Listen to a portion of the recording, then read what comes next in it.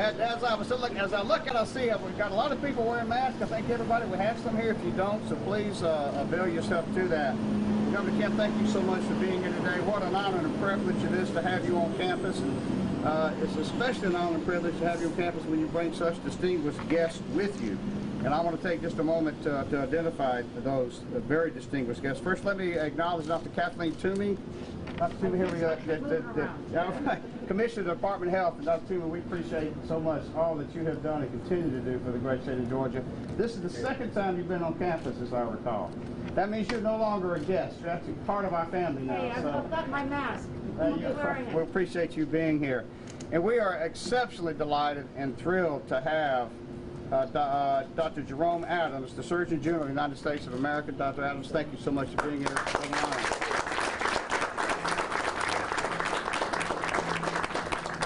We greatly appreciate your service to our country and appreciate you being here for this event. And you are a guest now, but as I told you, we expect you to come back to campus. We're going to make you family, so we appreciate you. I would love that. We look forward to that very much. I know that Dr. Stephen Goggins is here. Dr. Goggins, wait, raise your hand. Thank you. Dr. Goggins is the director of the East Central District of the Department of Health. And Dr. Toomey, let me tell you, you've got great leadership in this state. And Dr. Goggins has worked with us extensively, and we appreciate your input and everything that you have done along with us as well. We've got a number of other representatives here. I want to just very briefly point out, as I call your name, if you just please raise your hand. I'll probably forget someone, so forgive me if I do. But Representative Patty Bentley from Butler, Georgia is here. Thank you very much. Representative Casey Carpenter from Dalton. Where are you? He's out of uniform today. He was happy to be down in Augusta. We appreciate you being here. Representative Mac Jackson from Sandersville. Thank you, sir. Appreciate you being here. And we are truly blessed in Richmond, Columbia County to have an outstanding delegation. I want to recognize our folks that are here. Representative Sheila Nelson, Representative Barry Fleming, Representative Brian Prince, there we go, thanks sir, Representative Wayne Howard, Representative Mark Newton, and we have Senator Harold Jones and Senator Jesse Stone. Let's give them a round of applause if you would, please. I also want to recognize Nancy Bobbitt, representing Senator Lefferts' office. Nancy, where are you? You've always, thank you so much. You've been a key part of our community, and we appreciate it. And I just saw Don Grantham. You talk about a friend to Augusta and a friend at Augusta University. Don, we appreciate all that you do and continue to do. I also want to very briefly recognize my senior staff here as part of this event. First, Ms. Katrina Kiefer. Katrina is the Executive Vice President for Clinical Affairs and CEO of the Health System. Katrina's over here. She and her staff have done yeoman's work in terms of making Augusta University Health System what it is and putting us in a position to help with the state. Dr. Philip Kuhl is the AUHS Chief Medical Officer, and I give him a hard time about he is truly Dr. COVID. And I mean that with all sincerity and all warmth, because he has been the outward face during this pandemic and done a marvelous job of helping us from a public service point of view. Dr. David Hess, Executive Vice President for Medical Affairs and Dean of the Medical College. David, thank you very much. Appreciate y'all being there. There's so many more after going on, but I'm gonna stop at that point, because you all came here not to hear me, you came here to hear the governor. But let me just very briefly mention our university while we're here. Augusta University is the home of the Medical College of Georgia. It's the 8th largest medical school in the country. It is the 13th oldest, and it is the only public medical school in this state, and we're very proud of that. We're also home to the state's only dental college, and we are the state's only designated health sciences medical university. And we're the home of the Augusta University Health System. In addition to an adult hospital, we have the Children's Hospital of Georgia and the Cancer Center that we are fortunate to have and we're standing in front of today. All of that together makes us the state's only public academic medical center and brings together the expertise and the folks that you see out here today. It brings that expertise to bear. We are uniquely positioned because of that to train not only the next generation of healthcare providers, but also provide the state-of-the-art care for the citizens of the CSRA, the state of Georgia, our region, and beyond. You know, it's hard to believe, but this is the 4th anniversary of the first patient tested positive in the state of Georgia. That was on March the 2nd. It's now July 2nd. It's only been 4 months, and it seems like 4 years. Well, we've been a major player in the fight against COVID-19. We were the first in the state to develop an in-house test for COVID-19 in addition to the CDC and the Department of Health. that provided results in hours instead of days. We set up the first drive-through testing facility here in Richmond County on campus and also in Columbia County, first in the region. First and only institution to provide a telehealth virtual COVID-19 screening app, providing 24/7 coverage and telehealth provisions at no cost for the great citizens of Georgia. And we're now offering in-house antibody testing for this particular virus. This experience has suited us very well for the fight against COVID-19. Since we began this fight, we have taken over 29,000 hotline calls. We've done more than 20,000 telehealth virtual visits from across the state. We've done more than 21,000 drive-through testing at our facilities, more than 23,500 in-house COVID-19 tests, PCR, and now in the process of ramping up and have done over 2,600 COVID-19 antibody tests. This is what you expect from the state's only public academic medical center, and we're very, very proud to continue this role. In April, the governor asked us if we would work in collaboration in conjunction with the Department of Health and with the National Guard to take the experience that we have here and take it statewide. And Governor, we appreciate very much the confidence that you've expressed in us, and we promise to stand with you through thick or thin in the days and months to come. So where are we now? We know the number of COVID-19 positive cases in Georgia is increasing, and it's increasing in large part because of the incredible ramp up we've had in testing. And again, thanks to the governor, his staff, and Dr. Toomey and her staff for making testing available to all citizens of Georgia. Our hospital is full, and we know that, but that's also due in part because we are now doing the elective procedures that we've had to put on hold for so long. So yeah, we've got a lot of people in the hospital, but they're there for elective procedures. They're there because they have put off getting the necessary treatments that they need because they were afraid to come to the hospital. Folks, we need to send a message out that hospital is the safest place you can be right now. And we're starting to see that with an influx of patients coming in. We need to tell our patients it's safe, and this is the place to come. The past 4 months has given us immense experience preparing for and dealing with a pandemic the likes of which no one could have ever dreamed of. Bottom line, we are battle-worn and field-tested, and we're prepared for any foreseeable increase that may come our way in the future. Your state's public academic medical center is ready to serve today, tomorrow, and for the weeks and months to come. On the university side of the house, we're working closely with the University System of Georgia to have in-person classroom experience for our students starting on August the 10th.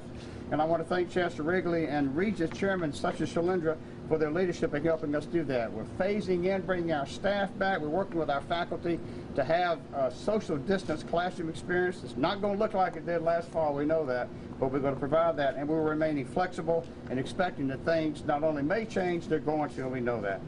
We will ensure a safe environment while striving for the full college experience, but we know that that depends on each and every one of us, our students, our faculty, and our staff, and the citizens of this community, to take personal responsibility for our own actions. And you've heard this before. Wash your hands, exercise social distancing, and wear a mask in public spaces. We feel so strongly about that we're going to be providing 2 masks like the one I'm wearing here for every student, faculty, and staff member here at Augusta University when they come back on August the 10th. And we're going to strongly recommend and suggest that they do that because it's the right thing to do. And wearing a mask is really what we're here for today. And again, I want to thank Governor Kemp so much for his emphasis on this and for being here to promote this. Governor Brian Kemp is a friend of small business, he's a friend of higher education, he's a friend of Augusta University, and I'm proud to call him a personal friend. He and his team have gone above and beyond to support Augusta University and our health system since COVID-19 reared its ugly head. From increasing testing capacity in our lab to promoting COVID-19 telehealth virtual screening apps statewide during the early onset of the pandemic, Governor Kemp paved the way to help us fight this virus. After we received the much-needed support of $1 million from the Augusta National Golf Club to increase testing here in Augusta, we're so fortunate, so grateful for them. Governor Kemp helped us expand that to receive additional funding from the Peach Bowl and from other foundations throughout the state to help us with this effort, including SK Innovation. Throughout the midst of the pandemic, when Georgians were feeling uncertain about how we would move forward and healthcare providers were feeling uncertain about the risks they were walking into every day, Governor Kemp's participation in the parking lot prayer service here in Augusta was impactful to our healthcare providers and the entire community. Governor Kemp also provided personalized congratulations to Augusta University's virtual commencement exercises that I know meant a great our graduates and their families who were not able to physically experience the traditional commencement ceremony. These are just a few examples of how Governor Kemp and his team have led this state, cared for its people, supported our community, invested in our university, and helped sustain and advance our health system. He continues to be a leader who is thoughtful, deliberate, hardworking, and honorable, and I want to thank you, Governor Kemp, for all that you continue to do to help move our great state forward. I also want to extend my sincere gratitude to First Lady Marty Kemp and your daughters, and indeed your entire team, for the sacrifices you continue to make to lead our state out of this pandemic. We stand with you in the fight against COVID-19. Governor, it's always an honor to host you and your team on campus, and we look forward to your remarks. Ladies and gentlemen, would you please join me in welcoming the 83rd Governor of the great state of Georgia, the Honorable Brian Kemp.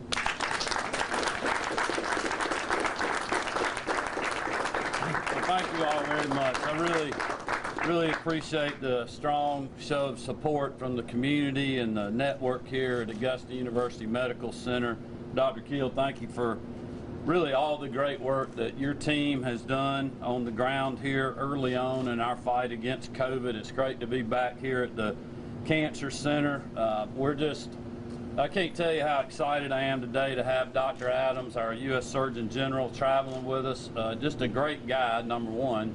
But number two, really helping sell to our citizens a great message going into the July 4th weekend. And we just appreciate the partnership that we've had with the Trump administration, the Vice President's leadership, who Dr. Adams used to work with back in Indiana, as well as Governor Holcomb, two people I know very well. He's very accomplished, but he understands being in that role, working for a former governor, of what our public health people and what you all are dealing with on the ground every day.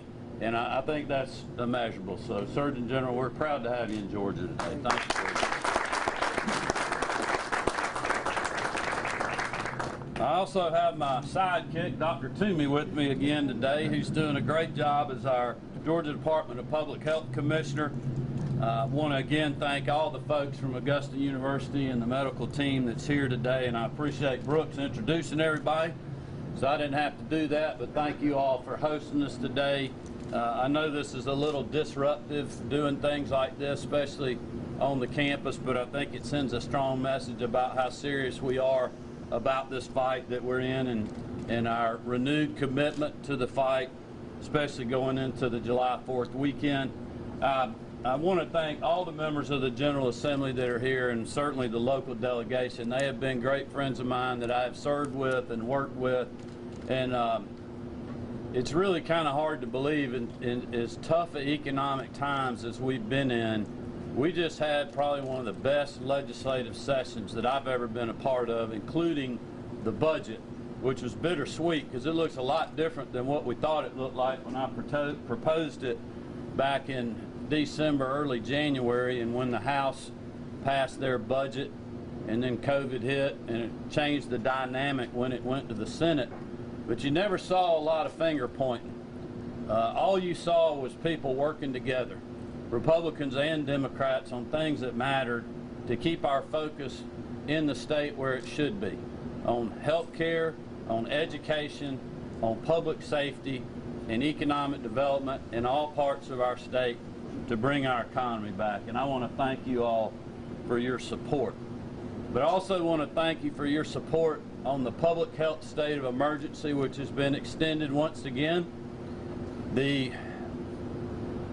ability for us to maneuver very quickly during the pandemic because of the support that the General Assembly gave to a governor for what I believe is the first time in the history of our state with that public health state of emergency has helped us do things like we have done in partnership here in Augusta with the university and the medical school. It has helped us be able to allow exemptions for healthcare workers, doctors, nurses, and other people that may have been coming from other states. It's helped us be able to protect our healthcare workforce as you have to work long hours in an environment that quite honestly 3-4 months ago you weren't familiar with, and many, many other things from a financial resources standpoint. So thank you all for that support. I know it was unprecedented, and I have I have made sure that we made decisions that were in the best interest of our state and our people. As you all know, these are challenging times for our state and our country. And there's a lot of people, as Dr. Keel did, that we need to thank who have been on the front lines of the fight against COVID-19. And a lot of them are right here in front of us today, and many are behind these walls. Our doctors, our nurses, the support staff, people that you normally wouldn't see when you walk the halls of the hospital, who have all been part of the fight against COVID. Our first responders, law enforcement, certainly our National Guard, who I believe the Georgia National Guard has done more than any other National Guard across the country in fighting COVID-19. And General Cardin and his team have done remarkable work when it comes to long-term care facilities, testing, delivering food and supplies to those that need it, and many, many other things. I also want to thank our hospitals, the workers in the hospitals, as well as our local businesses that have stood up and helped us in the fight and helped financially those that were in the fight, as well as our community leaders. And because of all of that, we are making progress in our fight against COVID-19. Our hospitals are prepared. Our surge capacity continues to remain solid around the state. And there are good things to talk about right now. Our mortality rate continues to decline, and we want to keep it that way by focusing on our long-term care facilities, the medically fragile, and protecting those that are getting hit hardest from this disease. But that being said, we definitely have issues that are out there with the spread that we're seeing not only in Georgia but across the country. We must remain vigilant because of the upticks, and it is a clear reminder that we are not out of the woods yet. We have to continue to be vigilant in the fight to protect the lives as well as the livelihoods of all Georgians. And as I've been telling people for the last 24 hours, and I'll continue to do the rest of the day, we cannot become complacent or weary. And I know on the weary part, I'm speaking to a lot of people in front of me that have worked very long hours, 7 days a week for a long time in this fight. And we thank you, and we want you to know that we are not getting weary in our level of support to help you all that are on the front lines of this battle. And we don't need our citizens getting weary either. We have to continue to fight on. It is a new day with a new challenge, a new time to keep chopping. And that is a good reason to do this heading into the July 4th weekend as we celebrate America's independence, as we celebrate the great freedoms that we have in this state and this country, and we honor those who have fought hard to defend those freedoms. I'm fully aware that we have all had to make sacrifices during this pandemic, and that has been the responsibility, quite honestly, of all Americans and all Georgians.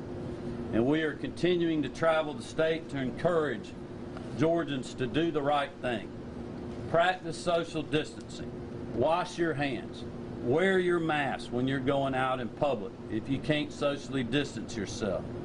By following the guidance provided by our public health officials, you can protect yourselves, you can protect your loved ones, your community, as well as your state.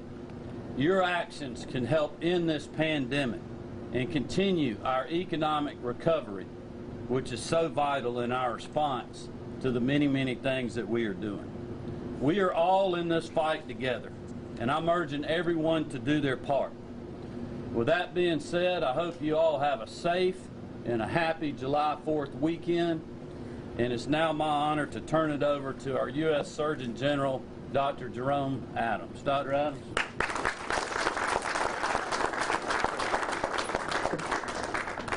Well, good morning, everyone. Good morning.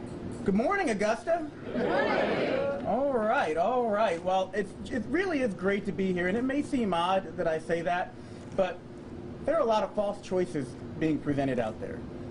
People want to make you choose between reopening the economy and reopening access to health care and treating COVID. People want to make you choose between hopelessness and optimism. And I think those are false choices. I think we can acknowledge the urgency and the severity of the moment, but we can also acknowledge the progress that has been made and acknowledge the opportunity that we have to actually dig ourselves out of the hole that COVID has put us in. And so I hope that you all both leave here today feeling the seriousness of the moment going into a holiday weekend, but also leave here feeling a lot more optimistic about the fact that we have the tools to be able to prevent COVID and to treat COVID. And you know, it's really powerful to be standing here in this moment. Many of you all don't know, I spent the last 10 years at an academic medical center, level 1 trauma hospital as a professor of anesthesia before I became Surgeon General. Do we have any residents or medical students out there? It's that time of year. They're all working. They all just started, and this is one of the most exciting times of the year to be on campus because you've got the new students out there learning how to take care of other people. And to be here in front of the Cancer Center, some of you may know this, my wife just finished treatment for metastatic melanoma. And if a situation like COVID had occurred a year earlier, my wife perhaps would not have gotten picked up early enough. She wouldn't have gotten her surgery early enough. She wouldn't have started her immunotherapy early enough. And I might be standing here today in front of you as a widower instead of as a husband who have a wife at home. So it's critically important that we all take measures to stop the spread of COVID, and that we also balance that with a safe, a smart, and intelligent reopening so that we can make sure everyone can access the healthcare services they need. And I want to thank Governor Kemp for the work that you've done to help Georgia start through a safe reopening. And I want to thank you for inviting me to come out and talk about the steps that you can take to make that happen. I want to thank our legislators for being here today. This pandemic has hit us hard, particularly people of color, and particularly those who are older. And we must make sure we are paying attention to and engaging those communities and protecting those communities. The reasons why they're hard hit are both rooted in medical and in social conditions that conspire to reduce our resilience, our opportunity, and our health. In short, COVID-19 is exploiting many of the pre-existing health disparities that we know were all around us before we ever heard of this thing called SARS-CoV-2. I also want to make the point that while a lot of the focus has been on the older populations who we know are dying at disproportionately high rates, most of the new cases are in people under the age of 40. The governor shared with me that on his tour yesterday, he was in a community where they said 53% of the new cases were in people aged 18 to 35. 53%. So one of the key messages we need to get out is that young people now are the ones that are disproportionately spreading this disease. Young people are being hospitalized at increasing rates. Young people, unfortunately, even though they are at lower risk, still can take this disease home to their loved ones, to their parents, to their grandparents, and put them in a situation where they're in the hospital or worse. And so young people are who we need to reach out to and to engage to help overcome this crisis. But the good news, and again, there's good news, is that we know what works to keep people healthy and communities safe. The power to slow the spread of coronavirus literally lies within all of us. It's not in Washington, D.C. It's not in the State House. It's literally within all of us if we take the basic public health measures that you've heard about over and over and over again. Number one, good hand hygiene. I'm going to demonstrate it right here. Make sure you get both sides of the hand in between the fingers if you use hand sanitizer. If you wash your hands, make sure you wash them with soap and water for 20 seconds. Number two, stay home if you are in the vulnerable category. We know people with high blood pressure, people with diabetes, people with obesity are at particularly high risk for COVID-19. So if you're in that high risk category, stay at home. If you're sick, stay at home. Even if you've just got a little tickle in your throat, now's not the time to be potentially exposing other people to disease. If you do go out, maintain 6 feet of distance at least between you and the nearest person when you can. And when that's not possible, please wear a face covering, a mask to protect others around you. This is the most effective tool we have, and the governor talked about 4th of July. 4th of July is all about freedom, and I've heard people say that this is an imposition on my freedom. This is an impediment to my right to choose. Again, I reject that argument. The more of us who wear these, the more we will be able to open safely and stay open, and the more choices, the more freedom, the more opportunities we will have. This mask is an instrument of freedom if we all use it to be able to slow the spread of COVID-19. So I want to close with a couple of points. I want to share the governor's thanks and appreciation to the healthcare workers, to the public health workers, to the support staff, to all the people who have been coming in and putting in the work even in the midst of a deadly pandemic to protect your communities. You don't hear it enough, but from the Surgeon General of the United States, thank you. Thank you so very much.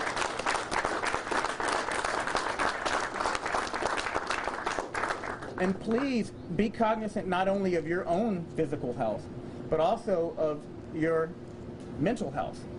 Make sure you're taking a little bit of time for yourselves and your families, because you can't take care of other people if you don't first take care of yourself. I urge healthcare providers to begin planning for systems that will ensure everyone gets their flu shots this fall. In Georgia and across the country, less than 50% of adults actually get their flu shot. You know what that means? That means every time you turn on the TV and you hear people talking about when are we going to get a COVID vaccine, that doesn't matter if people don't actually get the vaccine after it's been proven to be safe and effective. Vaccine hesitancy is a real concern in our country, and before COVID, we were talking about the measles outbreaks that we were having all across this country. We need all of you to help people understand vaccines are safe and effective, and we need you to help engage communities where that hesitancy exists so that when we do get a safe and effective COVID vaccine, we actually can get it to the people who need it the most. And we don't want a double whammy this fall. We don't want a bad flu season on top of a bad COVID season overwhelming your hospital systems. So the most important thing, one of the most important things you can do going into the fall is make sure you and everyone around you gets their flu shot, and to make sure you're talking about the importance and the safety, the efficacy of a flu shot. I want to finish with my Surgeon General's prescription to everyone. 3 key points. Number 1, know your risk. Know if you are at high risk for complications from COVID. Again, high blood pressure, diabetes, and obesity are the 3 biggest risk factors, but go to coronavirus.gov or your State Department of Health website for more about whether or not you are at risk. Know your risk, number 1. Number 2, know your circumstances. Are you going to be outside or inside? Are you going to be in a place where you can social distance or not? Are you in a community where spread is going up or coming down? Number 3, take measures to protect yourself. If number 1 and 2 tell you you're at high risk, then the best thing to do is to stay home. But if you do decide to go out, then again, wear a mask, practice good hand hygiene, practice good social distancing, do the things that we know will prevent the spread of this disease. Because things can go really bad, really fast in COVID time, but the good news is things can get better really quickly in COVID time. It's only been 4 months that we've been dealing with this disease. It's only been a little over a month that we stopped talking about Italy and people dying in hallways, that we stopped talking about the tragedy that's occurred in China and in Europe. We can get there. We can be there if we take these basic public health measures. And any of you all like the Masters being here? Yes. It's supposed to happen in November, right? Yeah. If you all want the Masters, this is the way to get us to the Masters. Young people out there, and the governor, I got to give him credit for this line. It's the best line I've heard in a long time. If you want college football this year, this is the way you get it. So it's just a shame, and I've given a lot of virtual graduation speeches. So many people have missed graduations, missed proms. If you want prom, if you want spring break next year, this is the way that you get it. So I'm going to ask all of you all to join in with me, because I'm going to put this on my social media channel. We will stop COVID, and I want all of you to say this with me together. 1, 2, 3. We will stop COVID. We absolutely have the power in our hands with these masks to do it. I'm confident, and I hope you leave here optimistic about our chances to do that, and that you share that message with everyone. Thank you very much.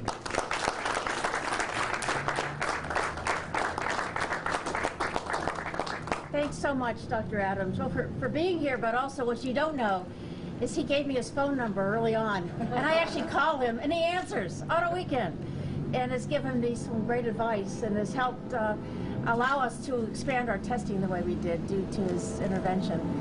I really have to sincerely thank the governor for his extraordinary leadership, particularly at this time when we see the increases here in Georgia. This is, we have worked so hard to get here today, and now to see, and all of you here at AU, Public Health, all of our statewide, all of our healthcare workers and nurses statewide have been working tirelessly. And to see this not being taken as seriously as it needs to be, often by young people, was very discouraging. And the simple messages of wear a mask, social distance, wash your hands are just so important at this time. In a discussion I had with our health directors, they said to me, Kathleen, what you're trying to do is change the social norms around wearing masks. And because I've had friends go out into many buildings, go out into many places of business, and they're told, well, you're wearing that, you're a sissy, this is stupid, why are you wearing a mask? And this has been true all over Georgia. I think what we need to do is change the social norms, and it's cool to wear a mask, and it's not cool to not be in a mask. And so that we actually turn it around. Now, we were able to change social norms around smoking in 30 years. We don't have 30 years. We have a few days to do this, and do this effectively, so we can keep our numbers down and have those outcomes that the governor and Dr. Adams talked about. One final just reminder is, if you get a call from public health, pick up the phone. We have, in addition to our 160 some test sites around Georgia, which is augmented by much of the testing going on here at AU and other universities and private facilities around the state.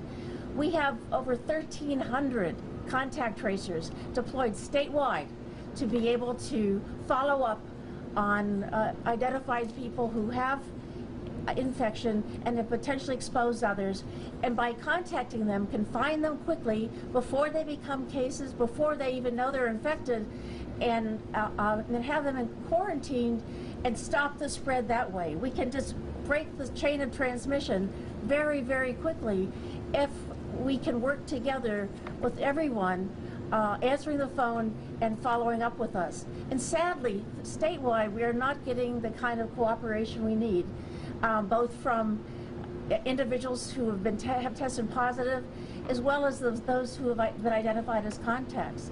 I mean, this is so critical that this is part of that personal responsibility of wearing a mask. It's also help us help you keep Georgia safe. So please, when you get that call, it says DPH COVID team, please pick up the phone and do that. With those parameters of social distancing, masking, washing your hands, but also working with us if you do test positive, to help us with contact tracing and helping us identify where that spread may occur, to stop it in its tracks. We can end this virus. It's going to require all of us working together, and I really appreciate everyone here today to help us in that effort. Thanks so much.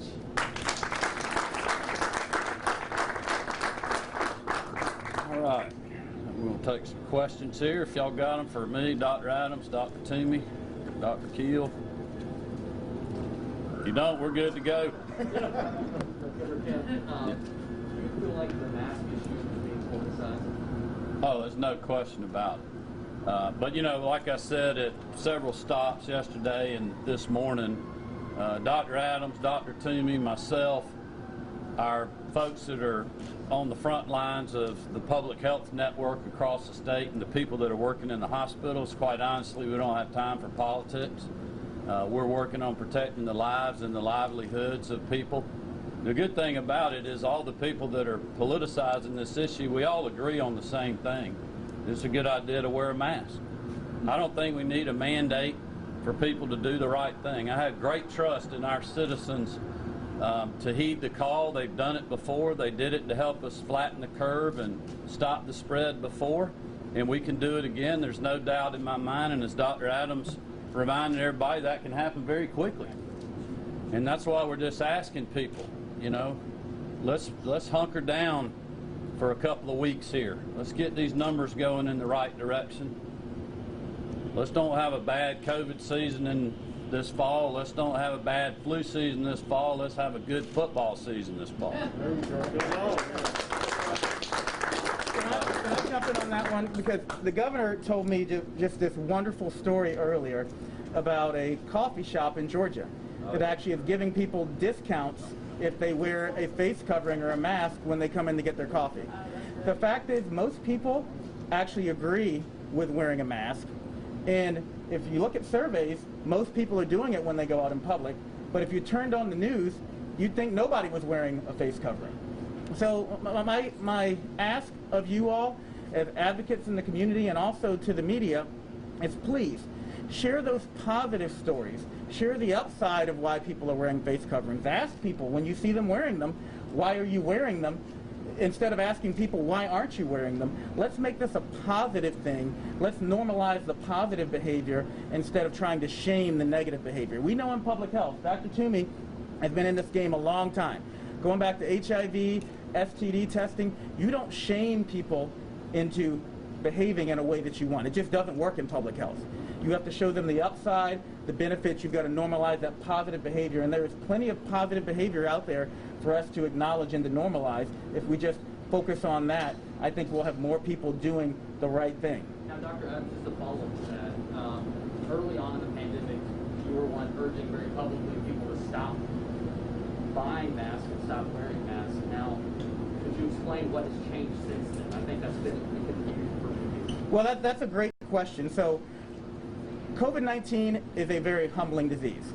4 months, and it seems like every day we learn something new about this disease.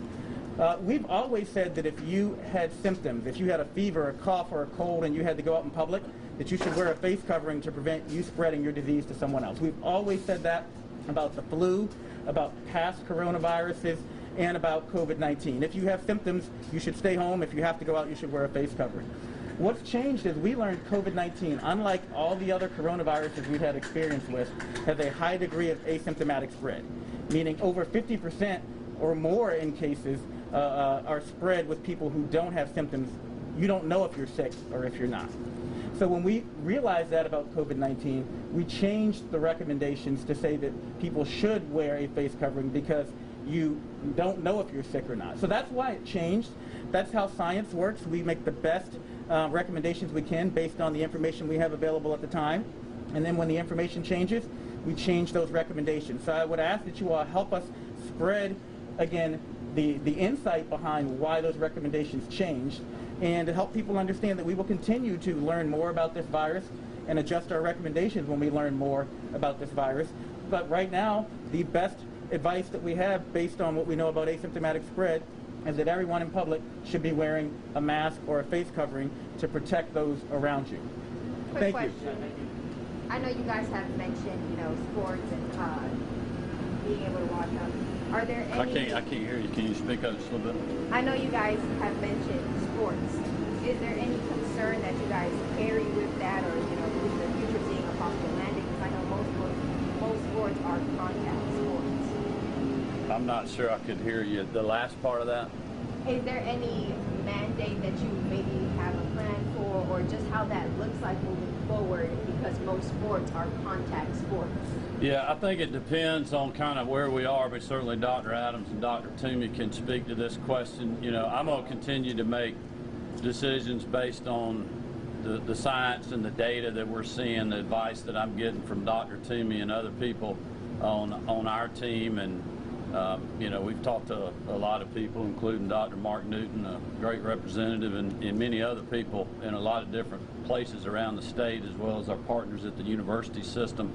you know, I don't know what we know. I don't know that we know what that looks like now. As you can tell, as Dr. Adams was just saying, a lot changes in a month or in 4 months, and you know, we'll see what happens. But our best chance of being able to do that is if everybody will follow the guidance over the next couple of weeks, and let's flatten the curve and see where we are, and be moving in a different direction with the spread than we are right now. Governor, more specifically, Governor McMaster today canceled football on the high school level. Any comment on that or anything? Yeah, I mean, I just saw a little blip about that. I don't know. I haven't talked to Henry about that. I don't know his reasonings behind that. I mean, obviously, you know, I'm not at that point yet. I want to continue to stay optimistic, and that's what I'm gonna do. I think our people need that right now. This is a tough time. You know, Dr. Adams talked about people. You know, I mean, look, we have a rising senior in high school and a rising senior at the University of Georgia. And we know a lot of our friends that we've watched play sports, and friends of our kids at school, they didn't get to go to graduation. I've done the virtual graduations as well, as Dr. Keel mentioned, and, you know, those things hurt. I mean, we heard from parents this spring when we were going through this about, you know, kids not getting to play their senior baseball season, senior soccer season, senior golf, and other sports. I mean, that's tough. You know, that's part of the ramifications of the virus that we have to think about as leaders, not just from a, you know, COVID perspective, but from an overall health, mental health, your physical health, you know, just your outlook that helps you get through the tough world that we're living in right now. I just will say really quickly, I want you to understand this disease spreads person to person. So the closer people are, the more likely it is to spread. That is why we're concerned about people not social distancing, and that's why we're concerned about contact sports or sports where you have to be close together, or environments where you have to congregate close together. Important to understand that, number one. But number two, if there is no disease circulating in the community, then you don't have a concern about that disease spreading person to person. So the most effective thing we can do is engage in these basic public health measures, which will slow down the prevalence of the disease in the community, and that's wearing a face covering, washing your hands frequently. Also important to note that sports, before COVID-19, we were worried about the opioid epidemic. We were worried about obesity as an epidemic. We were worried about depression and mental health and suicide as epidemics. Well, being in school, being in sports, lowers your risk of all three of those things. So we have to understand the importance of safely reopening, and we can't just say it's either sports or it's COVID. You care about one or the other.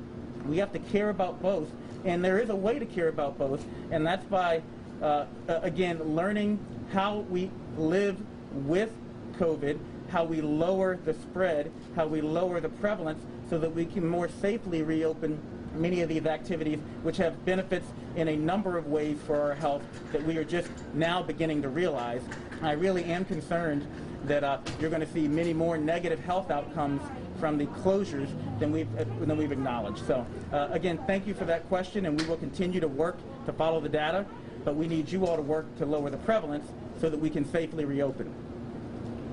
My last question would be, I know, you know, we're living in some interesting times, more so this is a day-to-day type of thing. What would you say to that, you know, people who are at home listening, just kind of how to manage day-to-day, you know, people don't know where their next meal is going to come from, you know, they're going to be able to get a job anytime soon. So can you say anything about just the day-to-day basis? Well, I would tell those people, number one, they have a governor that's working hard to put them back to work. And we're going to keep doing that despite what this virus does. I've been saying for a long time now, we're fighting two battles. We're fighting the battle on the virus, but we're also fighting the battle for the livelihoods of our citizens. And look, as a small business guy, I've been there. I know. I've had those weeks where I barely was able to pay the people that were working with me, many times borrowing money to do that. I've had times where I couldn't pay, you know, suppliers that I had, wondering that evening whether I was going to make it. But I had to get up the next morning and go back to work and hope that I could get a break. And that's exactly what we got to do right now. That's why we cannot get complacent, we cannot get weary, and we have to fight on. And I will promise all Georgians I'm fighting literally 7 days a week, 24 hours a day. Dr. Toomey and her team is doing that. These folks at this medical facility are doing that. And there's people all across our state and our country doing that. Because we know people being at home, not having a job, being able to provide for their family, to buy medications, to wonder where their next meal is coming from, that is not a good situation. That is worse in many ways than the virus itself. So we have to strike that balance. And I can assure you that we are working on that every single day, fighting on multiple fronts. So they should have great hope and optimism. We live in the greatest state in the country. Dr. Adams is going to figure that out by the end of the day. I'm serious. You can get anything you want in Georgia. You can have great opportunities through education at many different levels. We got great doctors and hospitals. We got great communities like these communities that support our whole state and put on great events like the Masters and many other things. There's so much opportunity here. And we have so much to be thankful for, even in these just crazy, unprecedented times that we are in. But I am very optimistic, and I would hope that all Georgians would be, no matter their state right now. And if they're out there and they need help, if they are struggling, you know, we have mental health hotlines and other things that people can call and talk to someone. We got the National Guard that's out there still delivering food boxes. Representative Casey Carpenter, I don't know if there he is. He's here today. He's from Dalton. He didn't ride with me on the plane from Dalton down here, but he was already here working on the food box program, helping get fresh Georgia-grown produce out to folks that need it. So there's a lot of resources that we have through this, especially the federal response, the CARES dollars that the President, the Vice President, the task force, and Senator Loeffler and many other people in Washington have worked on. All right. Well, thank you guys for being here. Thanks again.